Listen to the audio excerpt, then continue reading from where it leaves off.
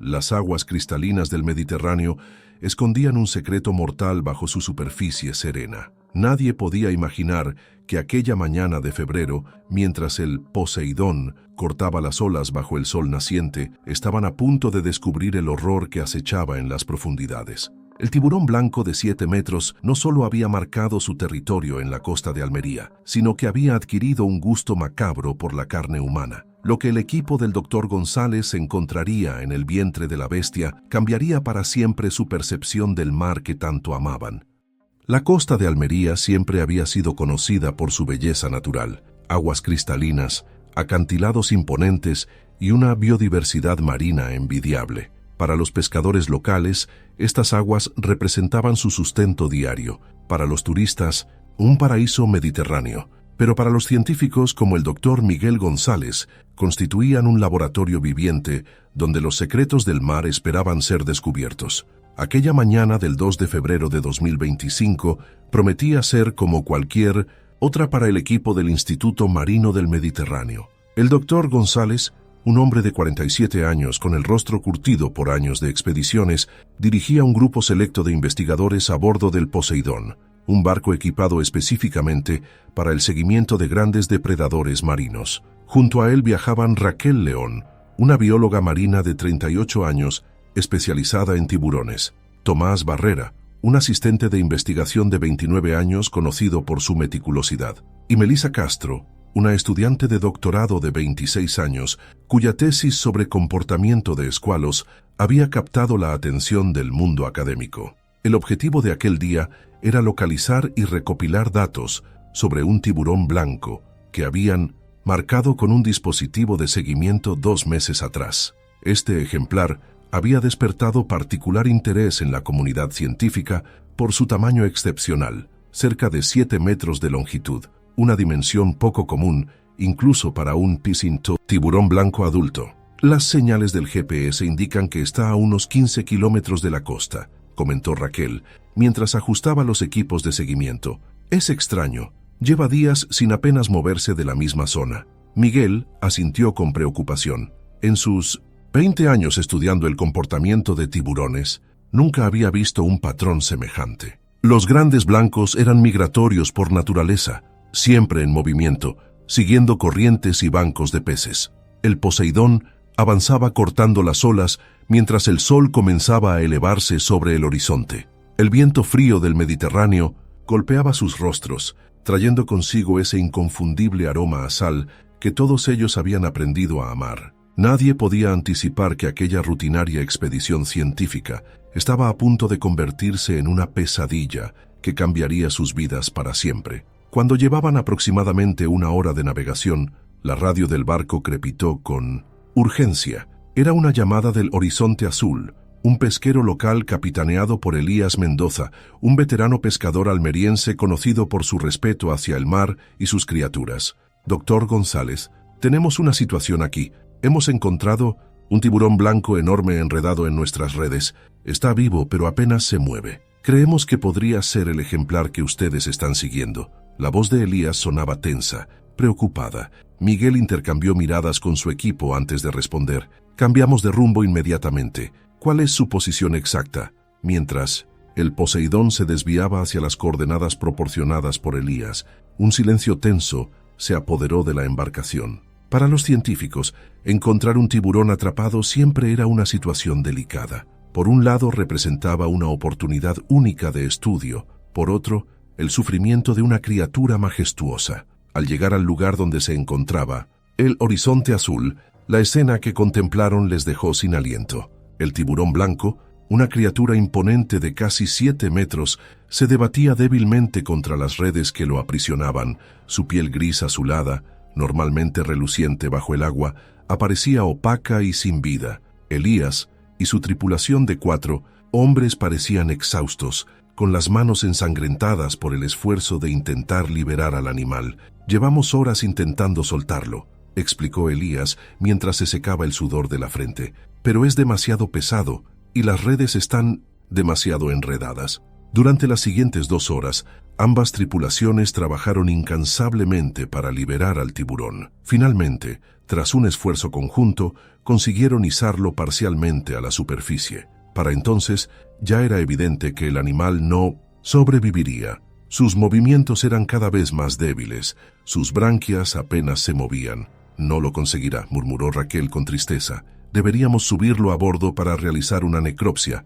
Un ejemplar de este tamaño podría proporcionarnos datos invaluables». La decisión fue unánime, aunque dolorosa. Con la ayuda de la tripulación del pesquero, utilizaron una grúa para izar al tiburón sobre la cubierta del Poseidón. El peso del animal hizo que el barco se inclinara peligrosamente antes de estabilizarse. Una vez asegurado el tiburón, Raquel comenzó a examinarlo meticulosamente. No había heridas visibles ni signos de enfermedad que explicaran su comportamiento anormal. Sin embargo, algo llamó poderosamente su atención. El vientre del animal estaba inusualmente distendido, como si hubiera ingerido algo extremadamente grande recientemente.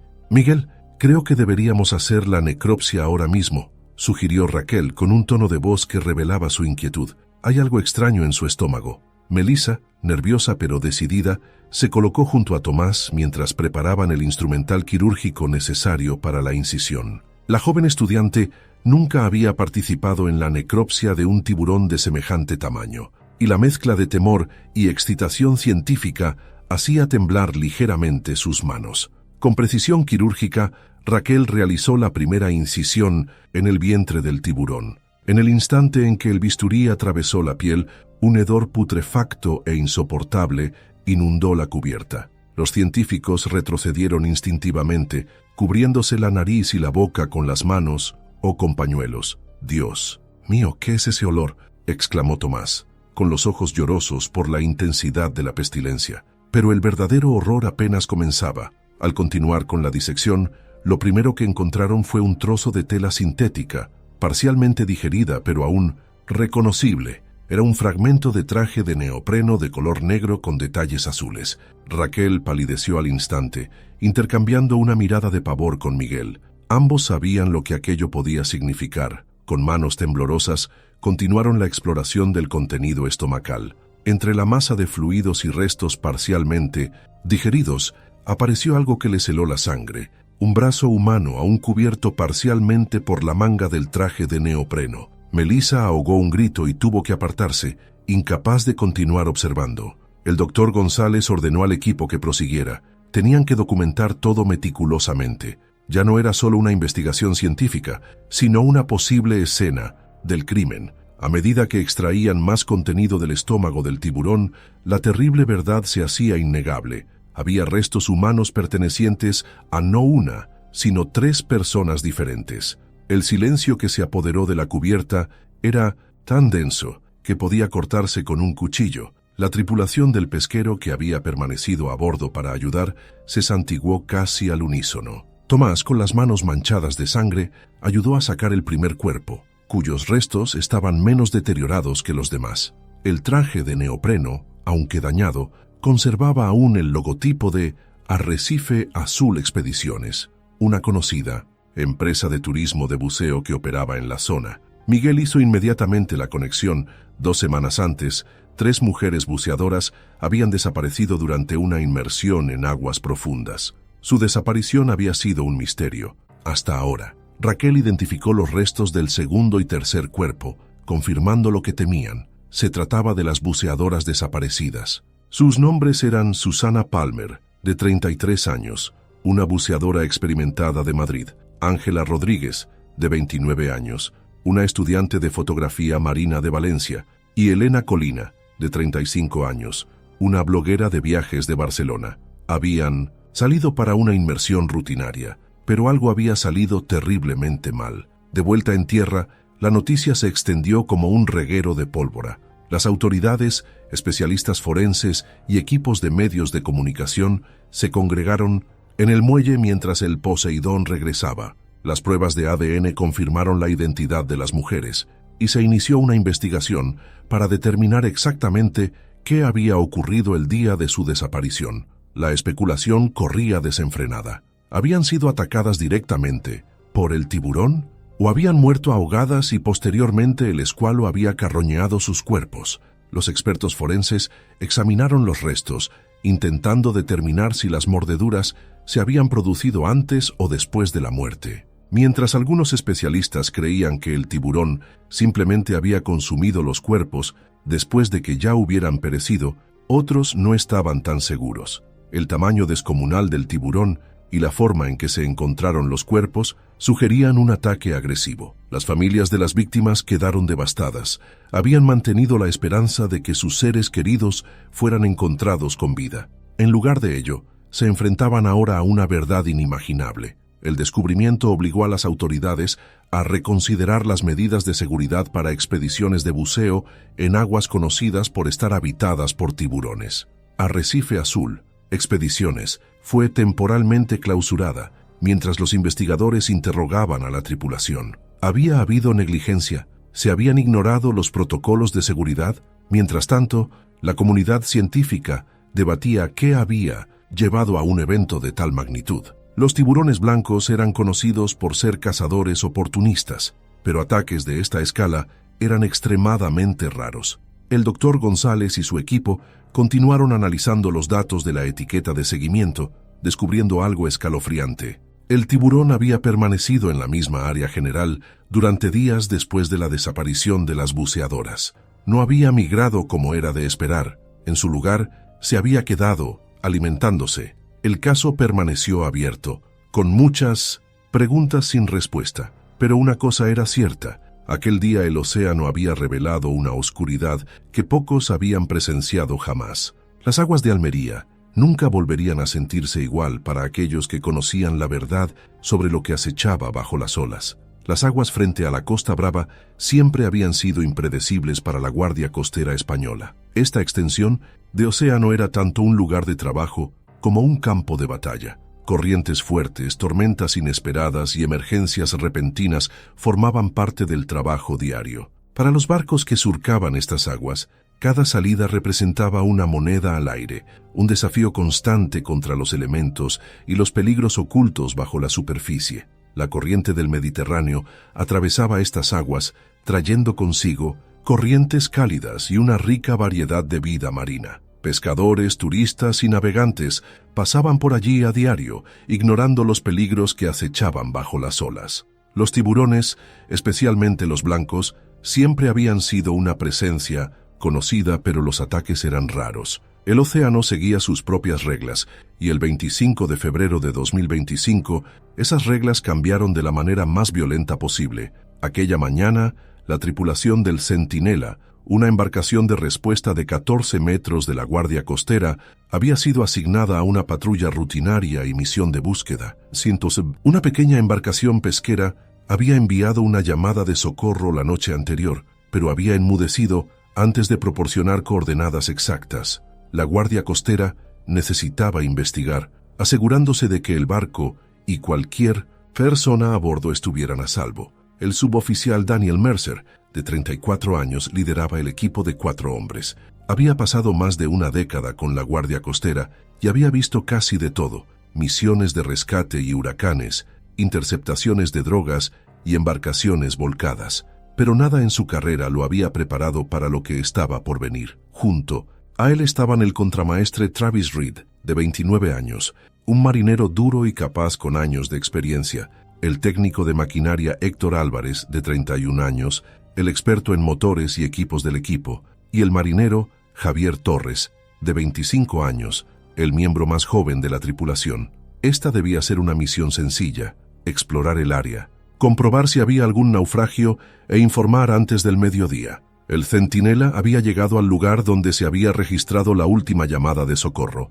Las aguas estaban tranquilas, demasiado tranquilas. Esperaban ver restos o un barco vacío a la deriva. En cambio, no había nada. Daniel permanecía en el timón escrutando el horizonte con prismáticos. Travis monitoreaba el radar intentando captar cualquier señal. Héctor realizaba una revisión final de los motores mientras Javier aseguraba el equipo de rescate. Entonces algo golpeó el barco. Fue repentino, un impacto enorme desde abajo. Toda la embarcación se sacudió, enviando a Travis a trastabillar contra la consola. Javier, que estaba cerca del borde, apenas tuvo tiempo de agarrarse a una barandilla antes de casi perder el equilibrio. Héctor maldijo mientras las herramientas caían ruidosamente sobre la cubierta. Daniel agarró el volante, estabilizando el barco. Luego sucedió de nuevo. Un segundo golpe más violento. Esta vez el barco se inclinó bruscamente hacia un lado. Javier perdió el equilibrio. Sus manos se aferraron al aire, intentando agarrarse a algo, cualquier cosa,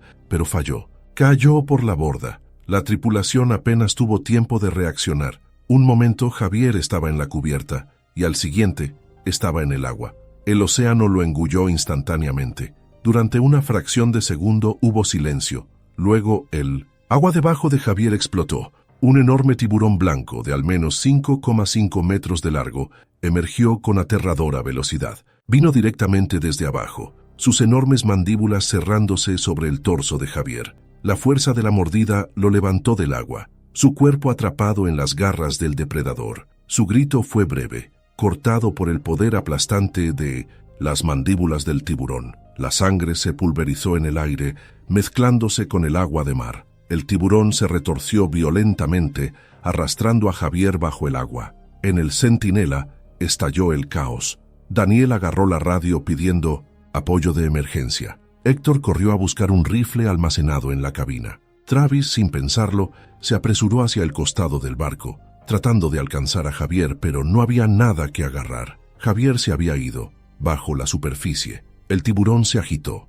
El agua se volvió roja. Por un momento pareció que el ataque había terminado, pero entonces resurgió. El cuerpo de Javier todavía estaba en sus mandíbulas, inerte, desgarrado. El tiburón volvió a morder, sacudiendo a su presa antes de arrastrarlo más profundamente. Travis disparó una bengala al agua tratando de asustar al tiburón. No tuvo efecto. Héctor levantó el rifle, apuntando cuidadosamente, esperando un tiro claro. El tiburón circuló bajo la superficie, su contorno apenas visible en el agua enturbiada por la sangre. Cuando volvió a subir, Héctor apretó el gatillo. El disparo resonó sobre las olas. La bala golpeó cerca de la aleta dorsal del tiburón, haciendo que se retorciera salvajemente, pero no se marchó. En cambio, giró bruscamente, como enfurecido, y nadó directamente hacia el barco. Embistió el casco nuevamente. Esta vez, aparecieron grietas en la fibra de vidrio. El Centinela estaba sufriendo daños.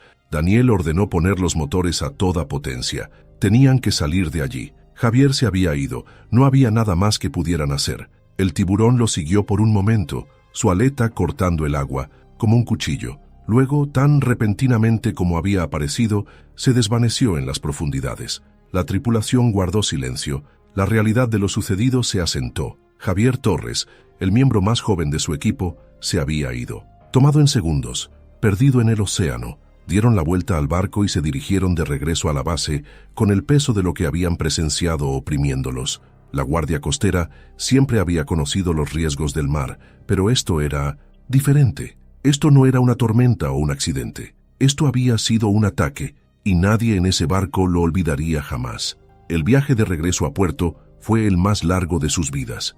Nadie hablaba. Las palabras parecían inadecuadas frente a la magnitud de lo ocurrido. Las manos de Travis temblaban mientras limpiaba la sangre de la cubierta, intentando borrar las pruebas del horror, pero sabiendo que las imágenes quedarían grabadas para siempre en su memoria. Héctor se sentó en silencio, mirando fijamente el rifle que había empuñado, preguntándose si podría haber hecho más, si un disparo más certero hubiera podido cambiar el resultado. Y Daniel, con el rostro pétreo, mantenía el rumbo, la culpa pesando sobre sus hombros como una losa. Era el líder. Javier había estado bajo su protección. Cuando el Centinela finalmente atracó en puerto, una multitud ya se había reunido. Las noticias viajaban rápido en la comunidad costera, y el silencio que envolvía el barco al regresar les dijo todo lo que necesitaban saber. Familias de otros guardacostas, personal del puerto y curiosos observaban con expresiones sombrías mientras la tripulación desembarcaba, sus uniformes manchados y sus rostros marcados por el trauma. El comandante regional de la Guardia Costera, Francisco Álvarez, un hombre veterano con 30 años de servicio, esperaba en el muelle. Había perdido hombres antes en tormentas, en rescates fallidos, pero nunca así, nunca de una manera tan brutal e inesperada. Cuando Daniel desembarcó, las palabras no fueron necesarias. Un abrazo silencioso, un apretón en el hombro, transmitieron todo lo que había que decir. Hablaremos más tarde, preparemos un informe. murmuró Francisco. Ahora id a casa. Todos. Vosotros, descansad. Los psicólogos estarán disponibles a partir de mañana. Pero Daniel sabía que ninguna cantidad de terapia borraría lo que habían visto. La imagen de Javier siendo arrastrado bajo el agua, el sonido de su grito interrumpido, la impotencia que sintió mientras observaba cómo uno de sus hombres era arrebatado frente a sus ojos. La familia de Javier llegó 1 hora después. Su madre, una mujer menuda con el mismo pelo negro y ojos profundos de su hijo, sollozaba silenciosamente, mientras su padre, un antiguo pescador, permanecía estoicamente a su lado, sus manos encallecidas apretadas en puños temblorosos. Tenían preguntas que Daniel no podía responder completamente. ¿Sufrió? ¿Hubo alguna posibilidad? ¿Por qué Javier? La verdad era demasiado cruda, así que les dio una versión más suave, hablando de lo rápido que había sucedido todo, de cómo su hijo apenas habría sentido nada. En los días siguientes, la historia del ataque se extendió por toda España. Los medios de comunicación descendieron sobre el pequeño puerto de la Costa Brava, ávidos de detalles sensacionalistas. «Monstruo marino devora a guardacostas», proclamaban los titulares. Expertos en tiburones aparecieron en programas de televisión, explicando que tales ataques eran extremadamente raros, que los tiburones no atacaban a los humanos por elección, que probablemente había sido un caso de identidad equivocada. Pero, para quienes habían estado en el Centinela aquel día, tales explicaciones sonaban huecas. Lo que habían presenciado no había sido un error, sino una caza deliberada. 1 semana después del incidente, se celebró un servicio conmemorativo para Javier Torres. El pequeño cementerio con vistas al mar estaba abarrotado. Guardacostas de toda España habían venido a rendir homenaje a uno de los suyos. En una tradición marítima, dado que no había cuerpo que enterrar, una corona de flores fue lanzada al mar en el lugar exacto donde Javier había sido tomado.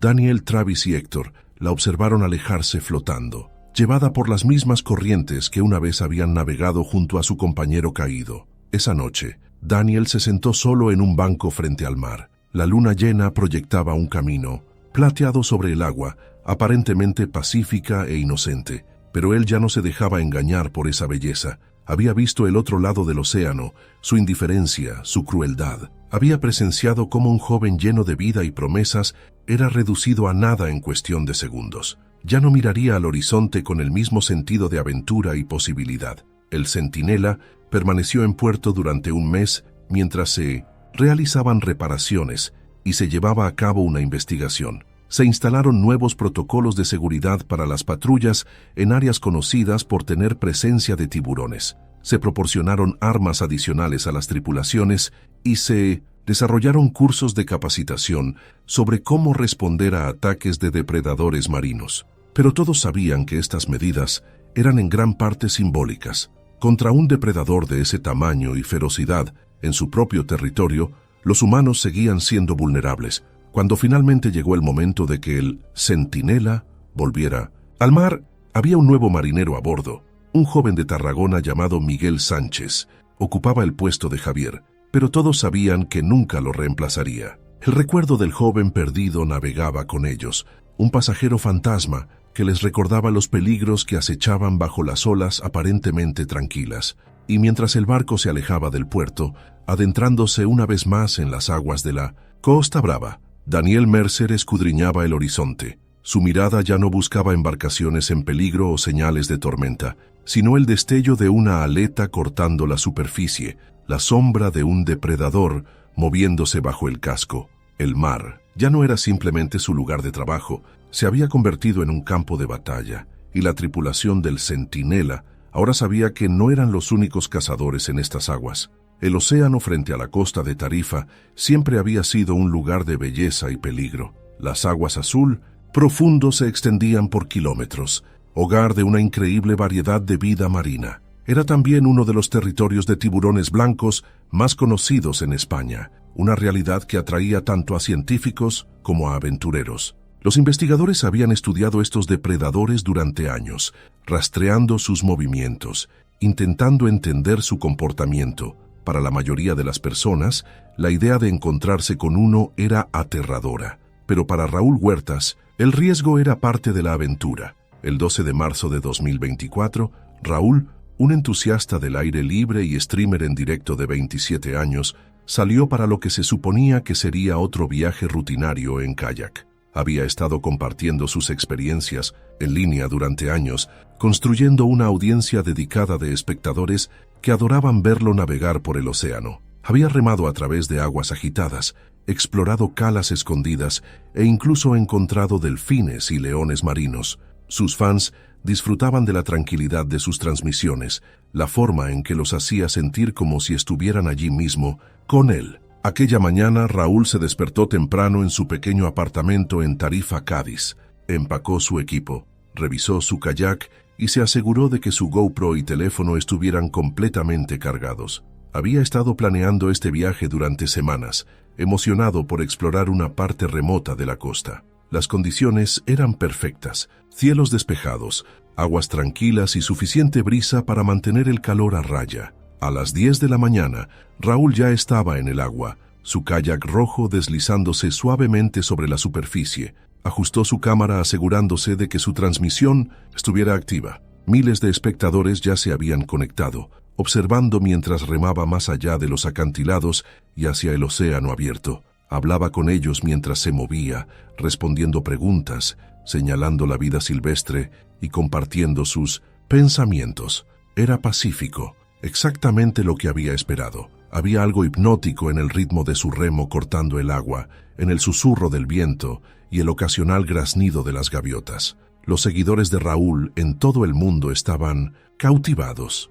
Algunos veían desde sus oficinas durante pausas de trabajo, otros desde sus hogares, todos unidos por la sensación de calma que él les transmitía. En el chat de la transmisión los comentarios fluían. ¡Qué día tan perfecto para remar! El agua se ve increíble hoy, tan clara. Raúl, ¿a qué distancia de la costa estás ahora? Él sonreía a la cámara, respondiendo periódicamente, señalando un águila pescadora que volaba en lo alto o un banco de sardinas que brillaba bajo la superficie. Era un día como cualquier otro en el océano, hasta que de repente todo cambió. Aproximadamente una hora después de iniciado su viaje, Raúl notó algo extraño. El agua debajo de él se oscureció de una manera que no se sentía natural. Detuvo su remo, dejando que su kayak se deslizara. Al principio pensó que podría ser una sombra de las nubes, pero no había nubes sobre él. Su estómago se tensó. Había pasado suficiente tiempo en el agua para saber cuándo algo no estaba bien.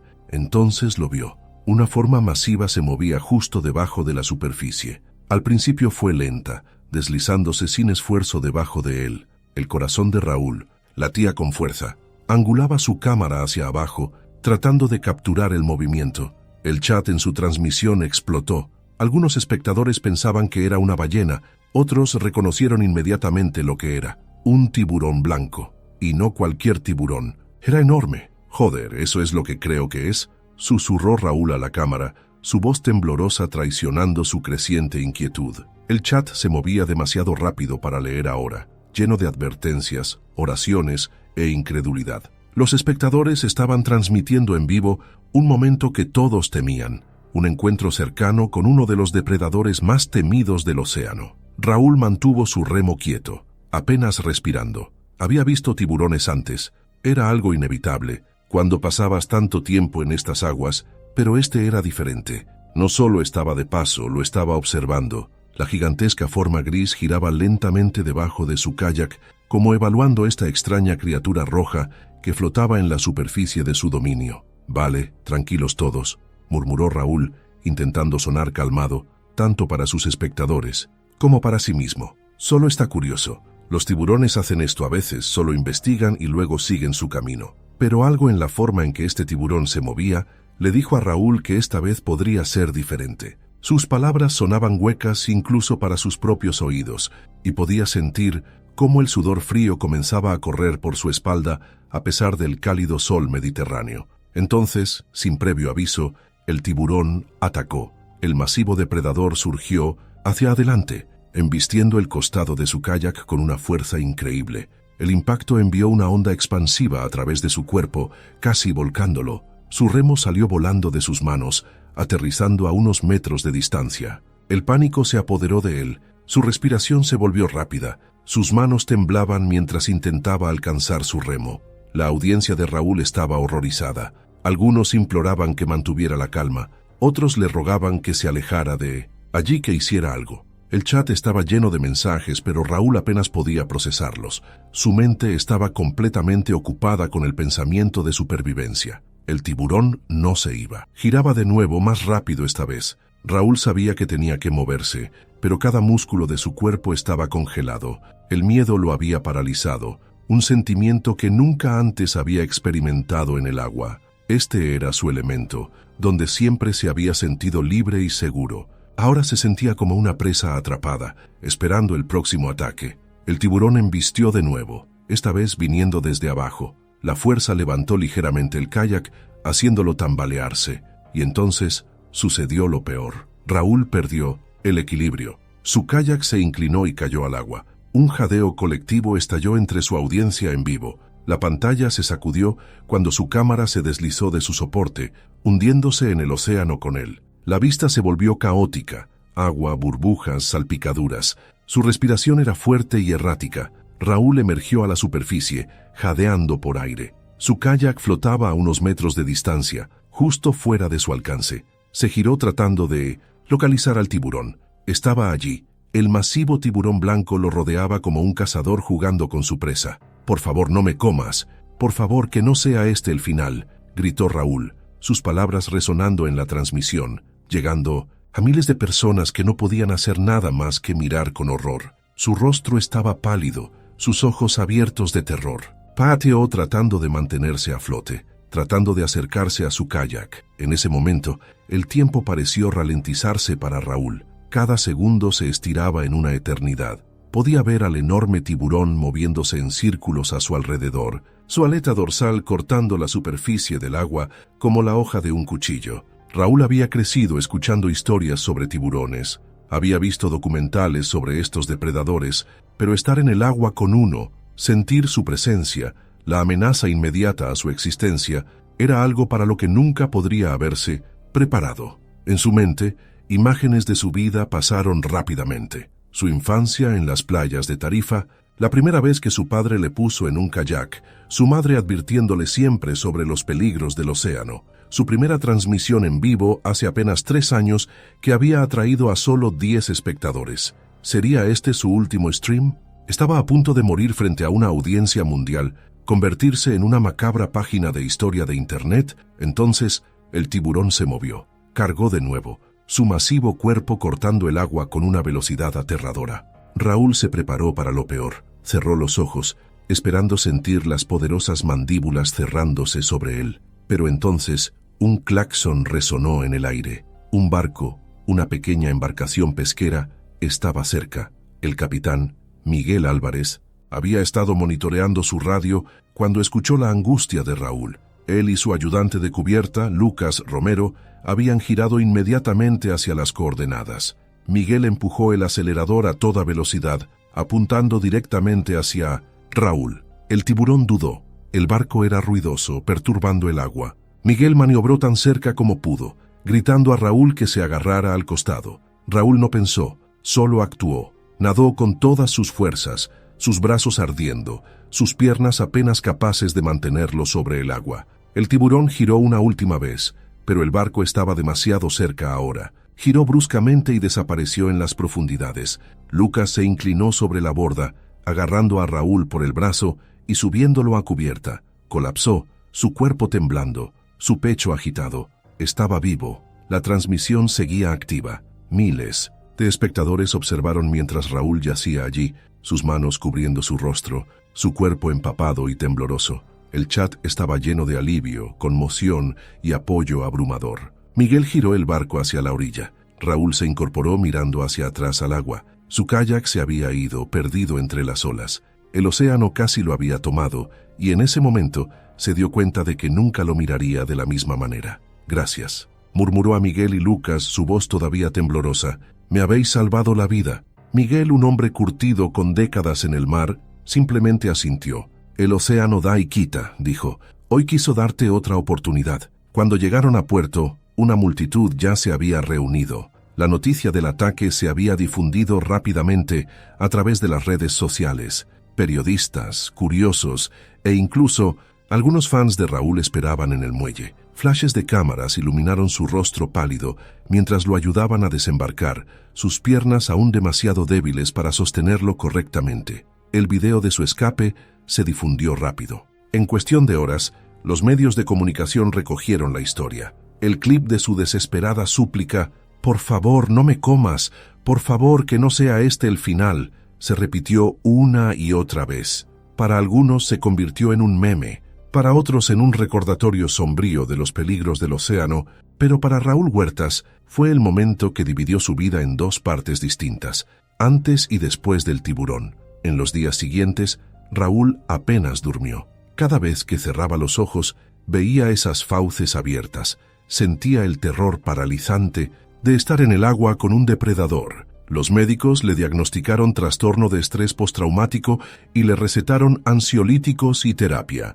Las ofertas de entrevistas llegaron de todas partes, desde programas de televisión nacionales hasta podcasts internacionales. Todos querían escuchar su historia, saber cómo se sentía estar cara a cara con la muerte. Raúl rechazó la mayoría. Necesitaba tiempo para procesar lo que había pasado, para encontrar una manera de seguir adelante. 3 semanas después del incidente, Raúl finalmente volvió a transmitir, pero no desde el agua. Sentado en la seguridad de su apartamento, habló con su audiencia, ahora mucho mayor debido a la notoriedad de su experiencia. «El océano para mí siempre había sido un lugar de aventura», les dijo, sus ojos aún llevando las sombras de lo que había vivido. Pero ese día se convirtió en algo más, se convirtió en un recordatorio de que somos visitantes en ese mundo, no sus dueños.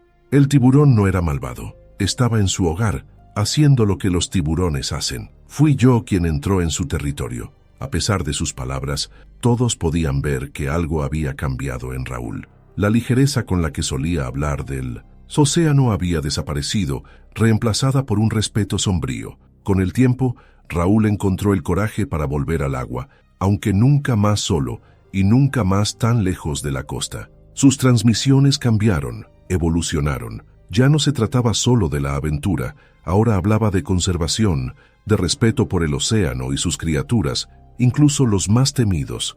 El ataque le había dado una plataforma y un propósito. Se convirtió en un defensor de la protección de los tiburones, educando a su audiencia sobre el importante papel que estos depredadores juegan en los ecosistemas marinos. Organizó limpiezas de playas, recaudó fondos para organizaciones de conservación marina y trabajó con científicos para promover una mejor comprensión de los tiburones, y aunque nunca olvidaría el terror de aquel día, el momento en que su kayak volcó, la visión del enorme tiburón blanco circundándolo, la certeza de que iba a morir, también recordaría la lección que le había enseñado, que el océano, en toda su belleza y peligro, merecía tanto nuestro asombro como nuestro respeto. Para Raúl Huertas, el océano siempre había sido un lugar de aventura, pero en aquel día se convirtió en algo más. Se convirtió en un maestro, cuya lección casi le costó la vida. La industria pesquera del Cantábrico siempre ha sido implacable,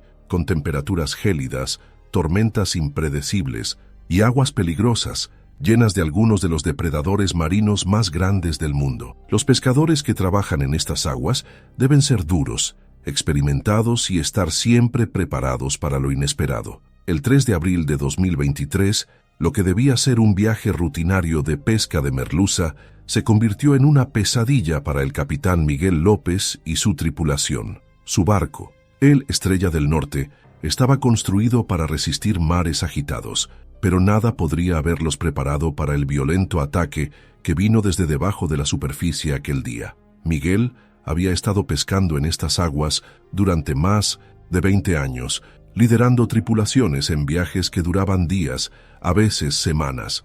Conocía todos los riesgos, desde tormentas repentinas hasta olas gigantes, pero nunca había encontrado nada parecido a lo que les esperaba aquella mañana. Junto a él estaban su primer oficial de toda la vida, Danny Wilde, un pescador experimentado que había estado con él durante más de una década.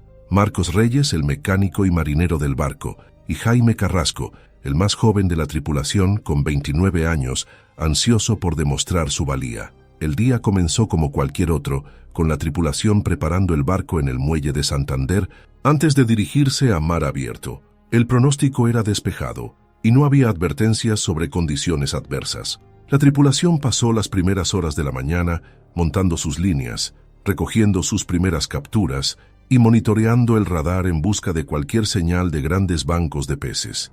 Las aguas del Cantábrico son hogar de una abundancia de vida marina, incluidos grupos de orcas que eran conocidas por seguir a los barcos pesqueros con la esperanza de conseguir peces descartados. Ver orcas era común, pero nunca habían sido un problema antes. Mientras el barco se desplazaba por las frías aguas, la tripulación notó movimiento en la distancia. Un grupo de orcas había aparecido, sus cuerpos negros y blancos cortando el agua con precisión. Al principio, los hombres prestaron poca atención.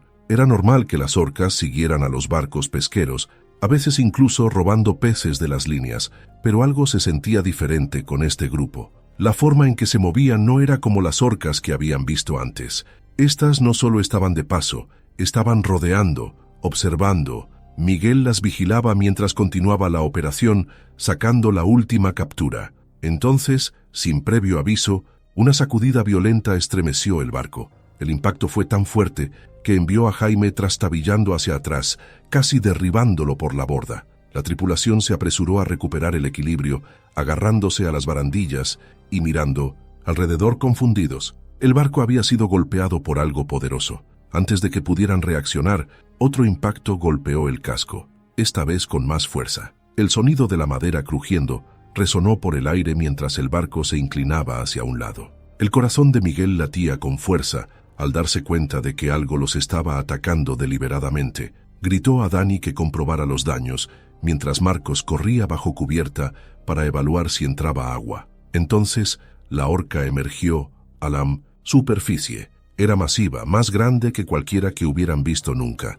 Nadó lo suficientemente cerca para que pudieran ver sus ojos oscuros y enfocados. No solo estaba investigando, estaba apuntando hacia ellos. Sin dudarlo, se sumergió de nuevo, desapareciendo bajo la superficie. La tripulación apenas tuvo tiempo de procesar lo que estaba sucediendo antes de que llegara el siguiente golpe, esta vez aún más contundente. El casco gimió bajo la presión mientras aparecía otra grieta a lo largo del costado del barco. Dani intentó arrancar el motor, pero tosió y se detuvo. El último impacto había causado más daños de los que pensaban. Marcos gritó desde Mindus, la bodega, que el agua se estaba filtrando rápidamente. Estaban embarcando agua, y si no ponían el motor en marcha, quedarían varados. Pero la orca no había terminado. Emergió de nuevo, moviéndose junto al barco antes de girar bruscamente y embestir la popa. La fuerza levantó la parte trasera momentáneamente antes de golpearla de nuevo contra el agua. Jaime, que había estado asegurando las líneas de pesca, perdió el agarre y se estrelló contra la cubierta, jadeando mientras el aire era expulsado de sus pulmones. Luchó por levantarse, sus manos resbalando en la madera mojada. Miguel agarró la radio y envió una señal de socorro, esperando que alguien cercano la captara. La señal era débil y estaban demasiado lejos para una respuesta inmediata. Estaban solos, con un barco hundiéndose y un depredador que parecía decidido a terminar el trabajo. El siguiente ataque fue el más devastador. La orca embistió el barco de frente, haciendo que toda la embarcación se estremeciera. La grieta en el casco se ensanchó y el agua helada del mar entró precipitadamente. Los hombres sabían que tenían que abandonar el barco antes de que fuera demasiado tarde. Miguel dio la orden de tomar chalecos salvavidas y prepararse para desplegar la balsa de emergencia. Mientras se apresuraban a asegurar lo poco que podían, la orca regresó para un golpe final. Golpeó la popa con fuerza, suficiente para enviar una ola sobre la cubierta, casi arrastrando a Jaime y Dani por la borda. El barco se inclinó peligrosamente, su destino sellado. La tripulación no tuvo más remedio que saltar al agua helada y nadar hacia la balsa de emergencia, que apenas se mantenía a flote. Por un momento, la orca desapareció, dejando solo silencio. Los hombres remaron desesperadamente, su respiración entrecortada mientras el agua helada consumía su fuerza. Llegaron a la balsa y se subieron a ella, temblando, sus ojos escudriñando el agua en busca de cualquier señal del depredador. Entonces, tan repentinamente como había comenzado, el ataque terminó. La orca se había ido. Los hombres se sentaron, en silencio atónito, observando cómo el Estrella del Norte se inclinaba hacia un lado antes de desaparecer bajo las olas. Su barco, su equipo, todo por lo que habían trabajado se había ido. Horas después, un barco pesquero cercano, el Marea Plateada, respondió a su llamada de socorro y los sacó del agua. La tripulación estaba exhausta, física y mentalmente, agotada por lo que acababan de sobrevivir. Habían visto orcas antes, pero nunca como esta. El ataque dejó más preguntas que respuestas. Cuando finalmente llegaron a puerto, sus familias los esperaban, rostros llenos de preocupación y alivio. La esposa de Miguel, Elena, corrió hacia él, abrazándolo con fuerza mientras las lágrimas corrían por su rostro. «Pensé que te había perdido», susurró contra su pecho. Miguel la abrazó, las palabras atascadas en su garganta. ¿Cómo podría explicarle lo que habían experimentado? ¿Cómo podría hacerle entender el terror de estar a merced de una criatura tan poderosa e implacable? Los días siguientes pasaron en un borrón, mientras las autoridades tomaban declaraciones y los expertos marinos intentaban dar sentido a lo que había ocurrido. La historia del ataque de la orca se extendió rápidamente por las comunidades pesqueras del Cantábrico, generando miedo y fascinación. Algunos pescadores se negaron a salir al mar, temiendo sufrir un destino similar. Otros se armaron jurando que no serían víctimas. 2 semanas después del incidente, Miguel se sentó en la cocina de su pequeña casa con vistas al mar. Sus manos, normalmente firmes, temblaban ligeramente mientras sostenía su taza de café. Había sido pescador toda su vida, siguiendo los pasos de su padre y su abuelo antes que él. El mar corría por sus venas, era parte de quien era, pero ahora por primera vez sentía una aprensión que no podía explicar. «¿Volverás a salir, verdad?», preguntó Elena, observándolo con ojos conocedores. Miguel miró por la ventana hacia el horizonte, donde el cielo se encontraba con el mar, en una línea interminable. «No lo sé», respondió honestamente. «Todo ha cambiado». Y así era. El ataque había alterado algo fundamental en él, había sacudido una confianza que había dado por sentada durante décadas. Ya no veía el océano simplemente como un lugar de sustento y belleza salvaje. Ahora también lo veía como un lugar de peligro impredecible, habitado por criaturas cuyas intenciones y capacidades apenas comenzaba a comprender. Mientras tanto, los científicos marinos debatían sobre el ataque unusual. Las orcas, conocidas por su inteligencia y comportamiento social complejo, rara vez mostraban agresión hacia embarcaciones. Algunos especulaban que el Estrella del Norte podría haber invadido inadvertidamente un territorio de caza, o que la orca podría haber tenido experiencias negativas previas con barcos pesqueros. Otros sugerían que podría haber sido un individuo anómalo, exhibiendo un comportamiento que se desviaba de la norma para su especie. Fuera cual fuera la razón, el incidente había sacudido las suposiciones sobre estos depredadores apex. Sí, una orca podía atacar y hundir deliberadamente un barco pesquero. ¿Qué más podrían ser capaces de hacer? ¿Y qué significaba esto para los humanos que compartían su hábitat? A medida que pasaban las semanas, las aguas del Cantábrico volvieron a su ritmo normal. Los pescadores regresaron al mar, aunque muchos ahora navegaban en grupos, encontrando seguridad en los números. Se implementaron nuevos protocolos para avistamientos de orcas y las autoridades marítimas emitieron advertencias y pautas para embarcaciones en áreas conocidas por su presencia. 3 meses después del ataque, Miguel finalmente tomó la decisión. Con el seguro pagado, había adquirido un nuevo barco, más pequeño que el Estrella del Norte, pero sólido y confiable. Lo llamó Segundo Chance, segunda oportunidad. Dani y Marcos se le unieron nuevamente, junto con un nuevo miembro de la tripulación, el hijo de 22 años de Marcos, Alejandro, que insistió en seguir a su padre al mar a pesar de los riesgos. La mañana de su primera salida, Miguel se paró en el muelle, contemplando su nueva embarcación. El miedo aún estaba allí, un compañero constante que sabía que probablemente nunca lo abandonaría por completo. Pero junto a él había algo más, una determinación renovada, un respeto más profundo por el poder del océano y sus habitantes, y una promesa de navegar con mayor cautela y conciencia. Mientras el Segundo Chance se alejaba del puerto, Miguel mantuvo los ojos en el horizonte, vigilante de cualquier señal de aletas negras cortando la superficie. Sabía que las orcas seguían ahí fuera, que este era tanto su hogar como el suyo. Pero ahora comprendía más claramente los términos de su coexistencia. Él era un visitante en su mundo, navegando por su permiso tácito, siempre consciente de que el equilibrio podría inclinarse en cualquier momento. Los científicos habían estudiado a las orcas durante décadas, catalogando sus comportamientos, rastreando sus migraciones, observando sus interacciones sociales. Pero para Miguel y su tripulación, las orcas ya no eran simplemente sujetos de estudio o atracciones pintorescas. Se habían convertido en un recordatorio vívido de que el océano, en toda su vasta belleza, seguía siendo un lugar salvaje e impredecible, donde los humanos, a pesar de toda su tecnología y confianza, todavía podían encontrarse abruptamente devueltos a su lugar en la cadena alimenticia natural. Y mientras el segundo Chance se adentraba en las mismas aguas donde habían perdido el Estrella del Norte, Miguel sabía que nunca olvidaría la lección que había aprendido aquel día, que el respeto por el mar y sus criaturas no era solo una cuestión de tradición o superstición, sino una necesidad de supervivencia.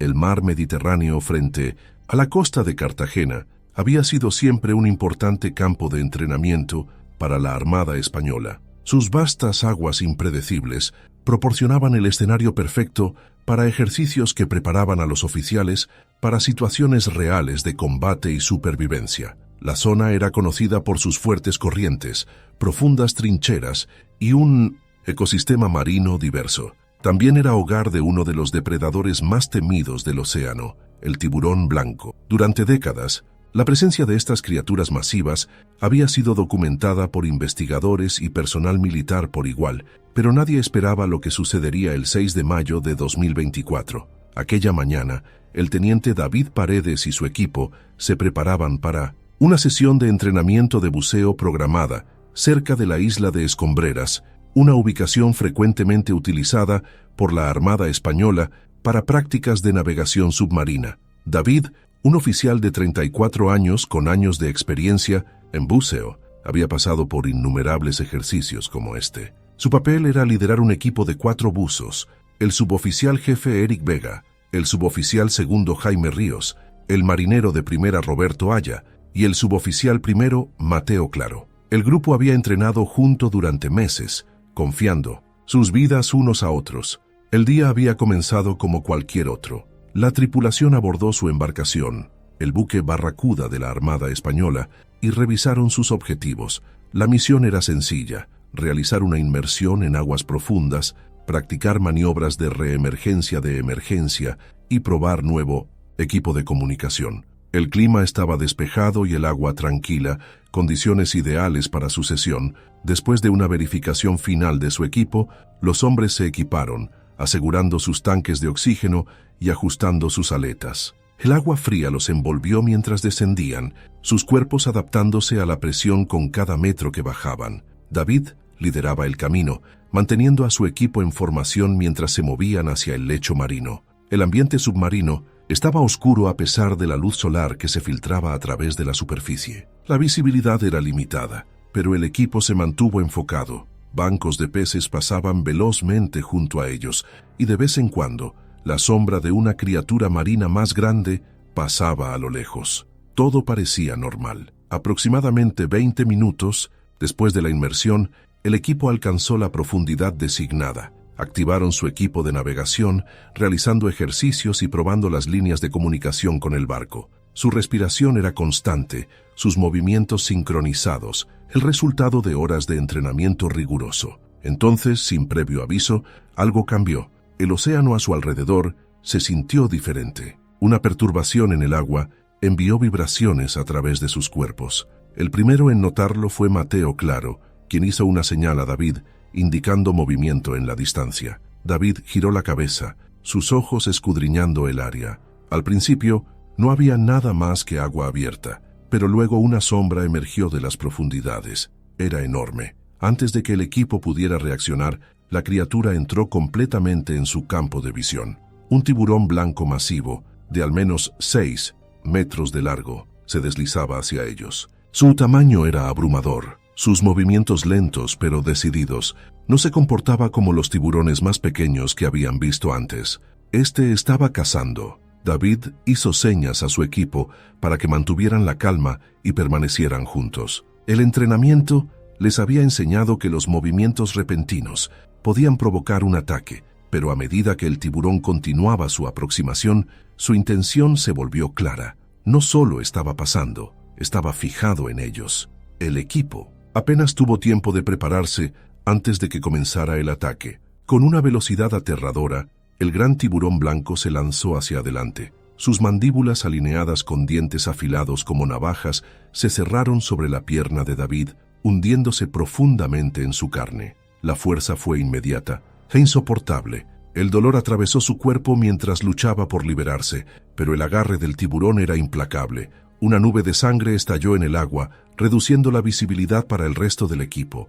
El grito de David, aunque amortiguado por el océano, se escuchó a través del dispositivo de comunicación. Su equipo entró en acción, sus instintos superando su miedo. Eric Vega, el buzo más experimentado después de David, agarró su cuchillo de buceo y se abalanzó hacia el tiburón. Apuñaló su costado, apuntando a las branquias sensibles, esperando obligarlo a soltar su agarre. Jaime Ríos y Roberto Aya se unieron, usando sus herramientas de buceo para golpear al depredador. El tiburón, momentáneamente distraído, aflojó su agarre. David, aunque apenas consciente por el dolor, pateó con la fuerza que le quedaba liberándose, pero el peligro estaba lejos de terminar. El tiburón, enfurecido por la resistencia, volvió su atención hacia los otros. Chocó violentamente, su poderosa cola enviando ondas de choque a través del agua. El equipo sabía que tenían que llevar a David a la superficie rápidamente. Su pierna estaba gravemente dañada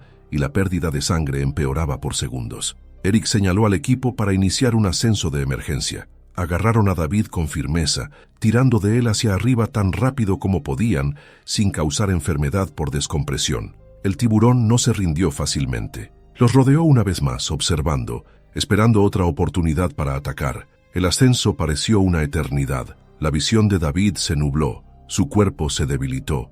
El frío del océano se filtró más profundamente en sus huesos, amenazando con arrastrarlo a la inconsciencia, pero su equipo se negó a dejarlo ir. Empujaron hacia arriba con todo lo que tenían, sus pulmones ardiendo por el movimiento rápido. A medida que se acercaban a la superficie, el contorno del buque Barracuda apareció a la vista. Los miembros de la tripulación a bordo ya habían visto la perturbación debajo y se estaban preparando para asistir. En el momento en que David rompió la superficie, manos se extendieron hacia abajo, levantándolo a bordo. El equipo se apresuró a subir a la cubierta, sus cuerpos temblando y sus respiraciones entrecortadas. Los médicos corrieron al lado de David, presionando vendajes contra sus heridas, tratando de detener el sangrado. Su pierna estaba destrozada, el tejido desgarrado más allá del reconocimiento. Su pulso era débil, su piel pálida. La radio crepitó mientras la tripulación pedía una evacuación aérea de emergencia. Un helicóptero ya estaba en camino. Minutos después, el sonido de las aspas del rotor llenó el aire. Los médicos trabajaron frenéticamente mientras levantaban a David a la camilla. Sus compañeros de equipo permanecieron en silencio, sus cuerpos aún temblando por el encuentro. David había entrado al agua como un líder, fuerte y confiado. Ahora estaba siendo transportado por aire, apenas aferrándose a la vida. Su ataque envió ondas de choque a través de la armada, llevando a evaluaciones inmediatas de los ejercicios de entrenamiento en territorio conocido de tiburones. Los tiburones blancos siempre habían estado presentes en las aguas del Mediterráneo, pero este nivel de agresión nunca se había visto antes. Los militares, conocidos por su control sobre entornos extremos, habían enfrentado un curso que no podían predecir ni detener. La supervivencia de David era incierta mientras era transportado al hospital. Su equipo, exhausto y conmocionado, observó cómo el helicóptero desaparecía en el cielo, sabiendo que ninguno de ellos olvidaría jamás lo que había sucedido bajo las olas ese día. En el Hospital Militar de Cartagena, un equipo de cirujanos esperaba. El helicóptero aterrizó en la plataforma en el techo y David fue rápidamente transportado al quirófano. Su estado era crítico. Había perdido demasiada sangre y los daños en su pierna eran extensos. Los médicos trabajaron durante horas, luchando para salvar tanto al hombre como a la extremidad. Mientras tanto, en la base naval, el comandante Alejandro Morales, oficial superior de la unidad de buceo, escuchaba con grave atención mientras Eric Vega, aún vestido con su traje de neopreno húmedo, describía el ataque. La sala de reuniones estaba llena de oficiales de alto rango, todos tratando de entender cómo una misión de entrenamiento rutinaria había terminado en desastre. Fue como si nos hubiera estado acechando, explicó Eric, su voz temblorosa a pesar de sus esfuerzos por mantener la compostura profesional. He visto tiburones antes, pero este era diferente. Se movía con propósito, como si supiera exactamente lo que estaba haciendo. El comandante Morales frunció el ceño, garabateando notas en su cuaderno. ¿Hubo alguna señal de advertencia? ¿Algo que pudiera haber alertado al teniente Paredes o a alguno de ustedes sobre el peligro? Inminente. Eric negó con la cabeza. No, señor, todo estaba normal hasta que no lo estuvo. Sucedió tan rápido. En la habitación, Jaime, Roberto y Mateo asintieron en silencio, sus rostros pálidos con el recuerdo. Morales suspiró, pasándose una mano por el cabello canoso. Suspenderemos todas las operaciones de buceo en esa área hasta nuevo aviso. Quiero una revisión completa de nuestros protocolos de seguridad y un análisis de riesgos actualizado para todas las zonas de entrenamiento. Mientras los oficiales discutían los próximos pasos en el hospital, la familia de David había llegado. Su esposa Marta, una profesora de escuela de 32 años, esperaba fuera del quirófano. Las lágrimas corrían silenciosamente por su rostro mientras sostenía la mano de su hijo Adrián, de 7 años, que no entendía completamente por qué su padre no vendría a casa esa noche. Pasaron 3 horas antes de que un cirujano, aún con su bata manchada de sangre, saliera para hablar con ella. «Hemos hecho todo lo posible», dijo con voz suave. «Ha perdido mucha sangre y el daño al músculo y al hueso era extenso. Pudimos salvar la pierna, pero hay un largo camino por delante». Marta sintió un alivio momentáneo mezclado con terror continuo. ¿Vivirá? El cirujano asintió lentamente. Es estable por ahora. Las próximas 24 horas serán críticas, pero es fuerte. Luchó duro. En los días siguientes, mientras David yacía inconsciente, conectado a máquinas que monitoreaban cada latido de su corazón, cada respiración, el incidente se convirtió en el tema de intenso escrutinio. Biólogos marinos y expertos en tiburones fueron consultados, todos intentando entender qué había provocado un ataque tan inusual y agresivo. Algunos teorizaron que el tiburón podría haber estado protegiendo un territorio de alimentación cercano. Otros sugirieron que el equipo de buceo y los dispositivos de comunicación podrían haber emitido frecuencias que el tiburón interpretó como señales de angustia de una presa potencial, pero nadie podía ofrecer una explicación definitiva.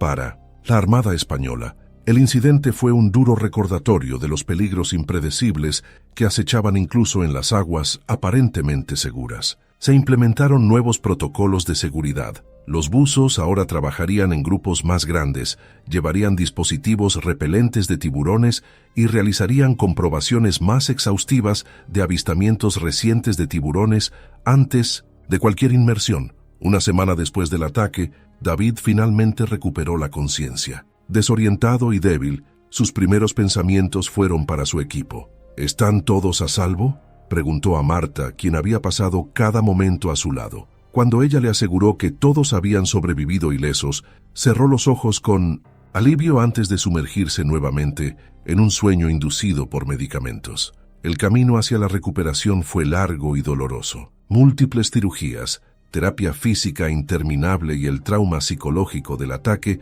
tomaron su peaje. Hubo momentos de desesperación cuando David, una vez un buzo confiado y capaz, se despertaba gritando, atrapado en pesadillas donde el océano se volvía rojo y dientes afilados se cerraban sobre él una y otra vez, pero hubo momentos de triunfo también. El día que dio sus primeros pasos sin ayuda, aunque temblorosos, la tarde en que su hijo lo dibujó como un superhéroe que había luchado contra un tiburón gigante para su tarea escolar, y la visita de su equipo, quienes se presentaron en 1970, uniforme completo, una muestra de respeto y camaradería que le recordó por qué había elegido esta vida en primer lugar. 3 meses después del ataque, David estaba sentado en el porche de su casa en las afueras de Cartagena, mirando hacia el Mediterráneo en la distancia. Su pierna, ahora una red de cicatrices, le recordaba constantemente su encuentro con las profundidades. ¿Alguna vez volverás?,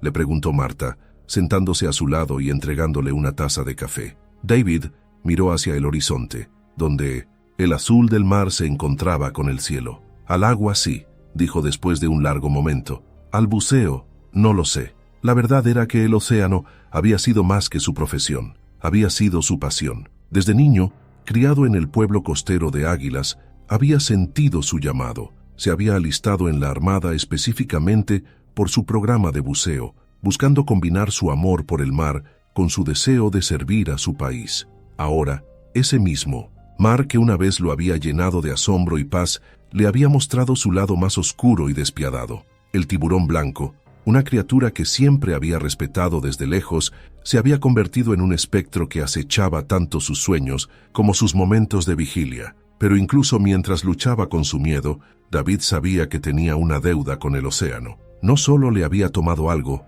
su seguridad, su confianza, casi su vida, sino que también le había dado algo a cambio, una nueva apreciación por la fragilidad de la existencia humana y la inmensidad salvaje del mundo natural. 6 meses. Después del ataque, David tomó una decisión. No volvería al buceo militar, su cuerpo ya no era capaz de cumplir con las exigentes demandas físicas.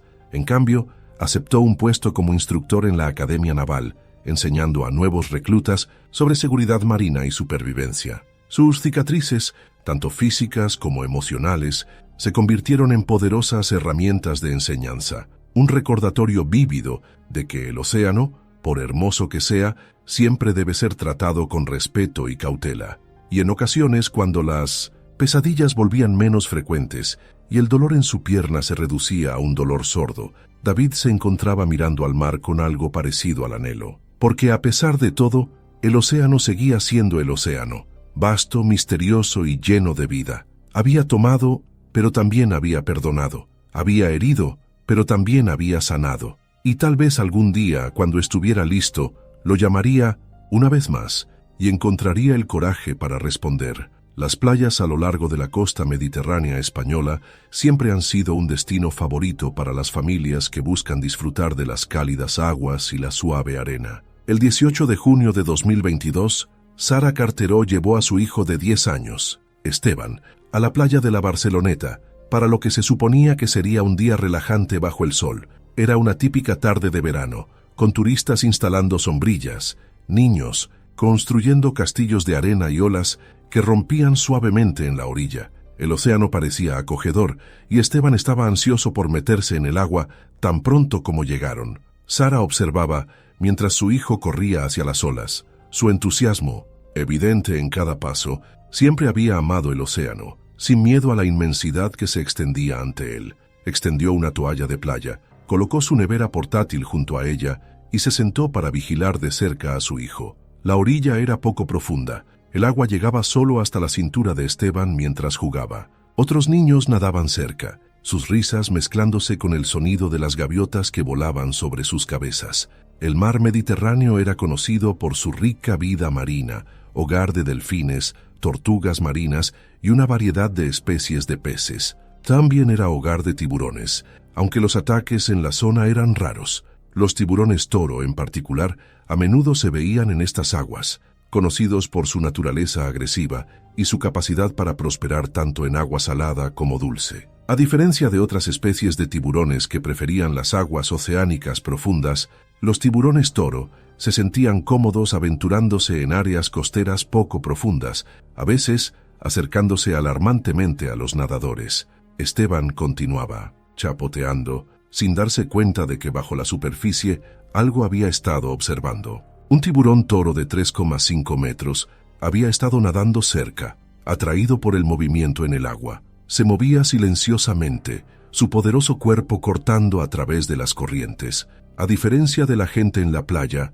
el tiburón no estaba jugando, estaba cazando. Sara se reclinó sobre sus codos, disfrutando del calor del sol en su piel. Miraba a Esteban cada pocos segundos, sintiendo una sensación de paz mientras lo observaba divertirse. Entonces, algo cambió. La gente cerca de la orilla comenzó a señalar hacia el océano. Sus rostros pasaron de la diversión a la preocupación. Sara se incorporó, su cuerpo tensándose. El agua alrededor de Esteban se había oscurecido, ondulando de manera antinatural. Antes de que pudiera procesar completamente lo que estaba sucediendo, el tiburón atacó. El ataque ocurrió en un instante. El enorme tiburón toro se lanzó contra Esteban, cerrando sus mandíbulas alrededor de su pierna con una fuerza aterradora. Un grito penetrante cortó el aire mientras el agua se volvía roja. Esteban se sacudió, su pequeño cuerpo indefenso contra el poderoso depredador que lo arrastraba hacia aguas más profundas.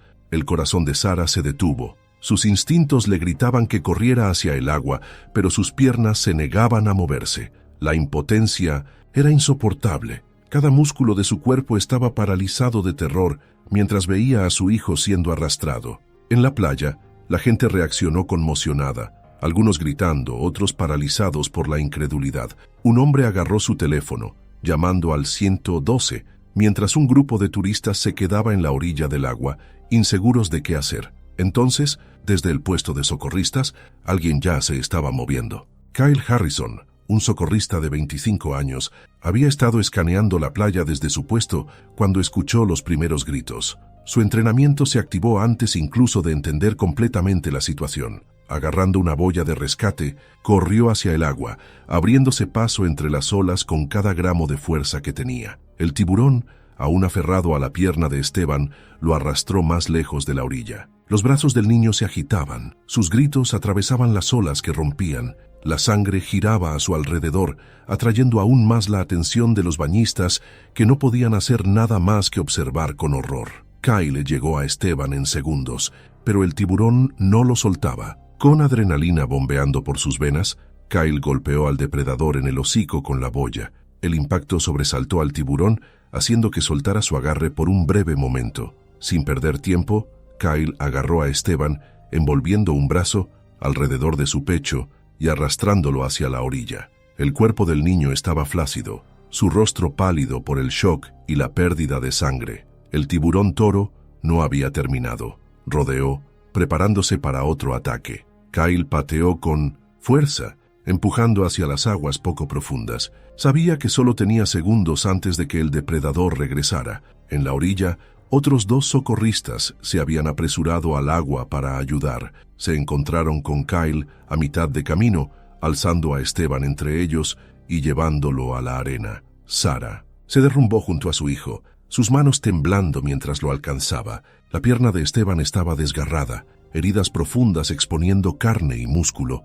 La sangre se derramaba sobre la arena, el rojo intenso manchando la dorada playa. La multitud los rodeó, algunos llorando, otros rezando. Una mujer ofreció su toalla, presionándola contra la pierna de Esteban en un intento de detener el sangrado. Las sirenas de una ambulancia que se acercaba resonaban en el aire. Kyle se quedó junto a Esteban, sus manos cubiertas de sangre, su mente corriendo con todo lo que acababa de presenciar. Había sido socorrista durante años, entrenado en rescates de todo tipo, pero nada lo había preparado para esto. Nunca antes se había enfrentado a un ataque de tiburón, y el peso de lo que acababa de suceder se asentó pesadamente en su pecho. Los paramédicos llegaron rápidamente, evaluando la condición de Esteban. Aseguraron su pierna, trabajando para controlar el sangrado mientras lo cargaban en una camilla. Sara subió a la ambulancia con él, sus dedos aferrando su mano con fuerza. No podía dejar de temblar mientras la ambulancia se alejaba a toda velocidad. Mientras la ambulancia desaparecía, la playa quedó en silencio. El ataque había durado solo minutos, pero el horror permanecería para siempre en la memoria de todos. El agua, antes un lugar de alegría y risas, ahora llevaba un aire de miedo. La gente dudaba antes de entrar, mirando alrededor como si esperaran que otra sombra apareciera bajo las olas. Kyle permaneció cerca de la orilla, su mirada fija en el océano.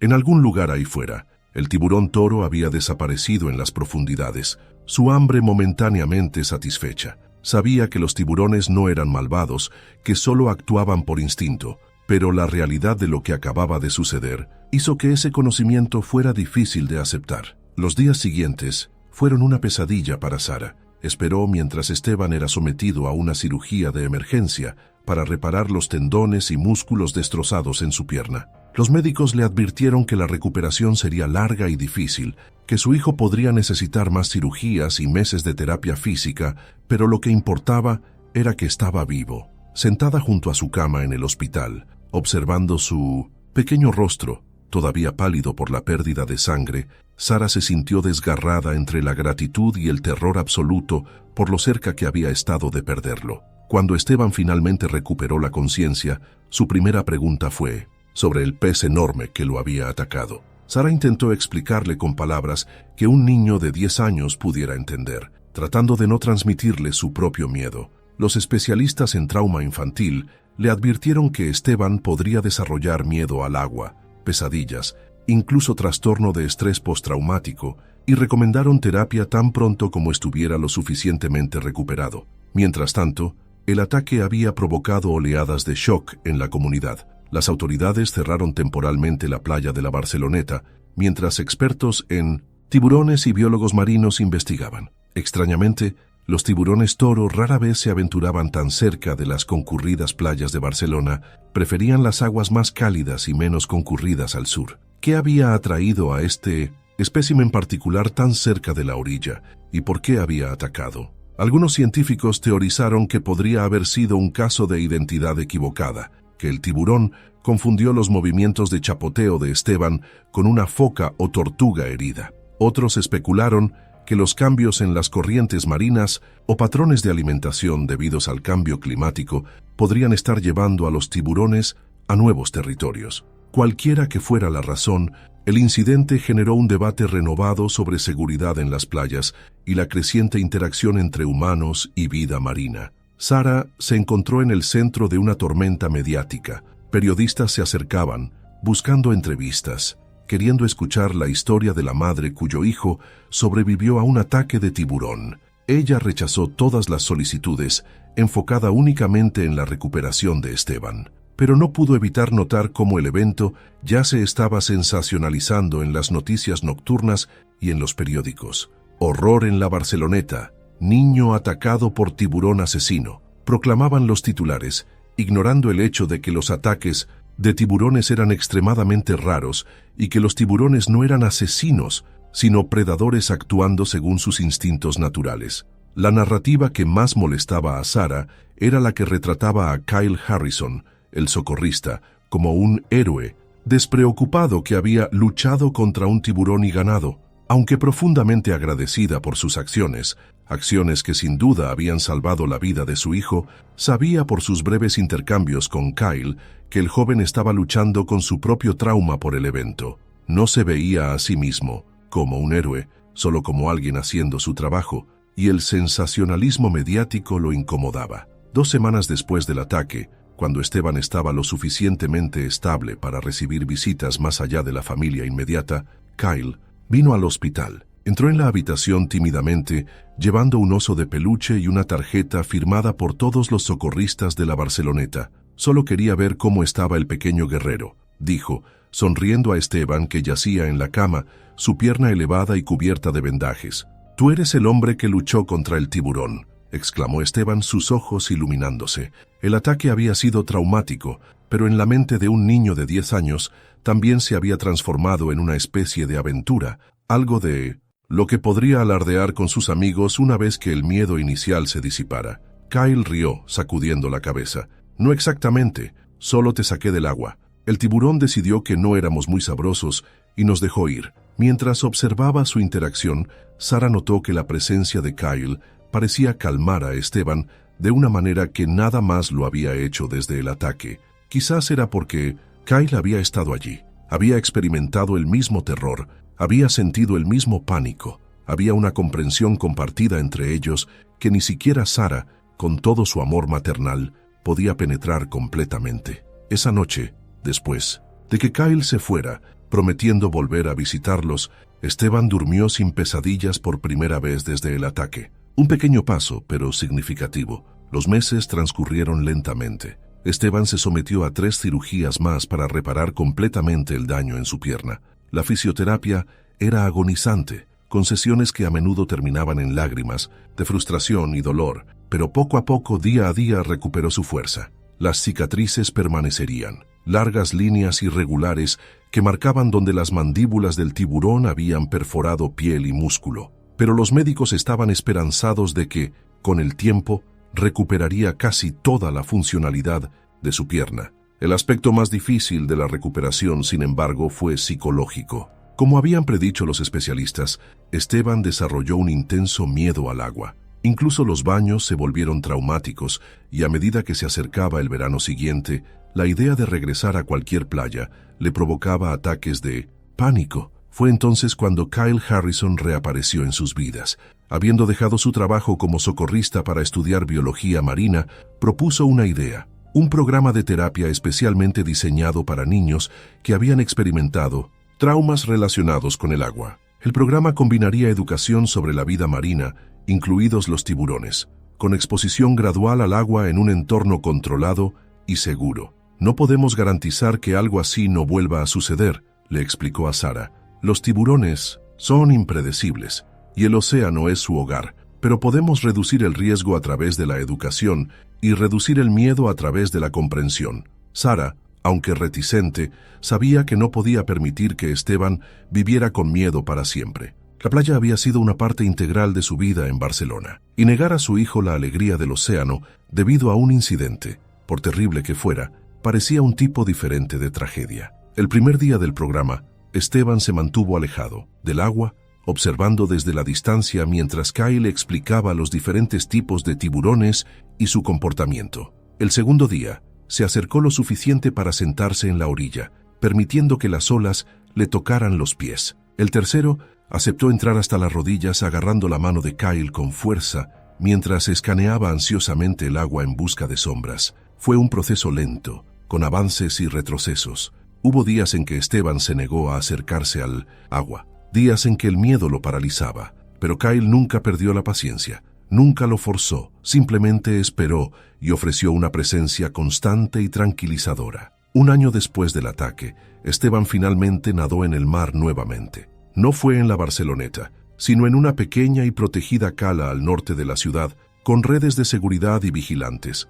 No fue el nado despreocupado y alegre que una vez había disfrutado. Ahora había cautela en sus movimientos, una conciencia del mundo bajo la superficie que no había estado allí antes. Pero estaba en el agua, y para Sarah, observando desde la orilla con el corazón en la garganta, era suficiente. El ataque en la Barceloneta cambió más que solo las vidas de Esteban y Sarah. Llevó a una reevaluación de los protocolos de seguridad en las playas españolas, con mayor vigilancia y mejores sistemas de advertencia para avistamientos de tiburones. También inspiró esfuerzos de conservación, ya que los expertos enfatizaron que los tiburones, incluidas especies como el tiburón toro, estaban bajo amenaza por la sobrepesca y la destrucción del hábitat, y que su presencia en ecosistemas marinos saludables era vital. Para Kyle Harrison, el incidente redefinió su carrera y propósito. Dejó de ver a los tiburones como simplemente depredadores aterradores y comenzó a apreciarlos como criaturas complejas y fascinantes que merecían respeto y protección. A través de su programa, ahora formalmente reconocido y financiado por el Ayuntamiento de Barcelona, trabajó para difundir este mensaje, no solo a niños que habían experimentado traumas, sino a todos los que venían a disfrutar del mar. Y para Esteban, las cicatrices en su pierna se convirtieron en algo más que un recordatorio del horror. También se convirtieron en una insignia de supervivencia, una historia que contar. No era la historia que sus padres hubieran elegido para él, marcada por dolor y miedo, pero era una historia de resiliencia, de superar lo impensable. El mar, con toda su belleza y peligro, seguiría siendo una parte de su vida, aunque ahora lo enfrentaba con una sabiduría más allá de sus años, sabiendo que bajo su superficie tranquila, tanto maravillas como peligros esperaban a aquellos lo suficientemente valientes para aventurarse en sus profundidades.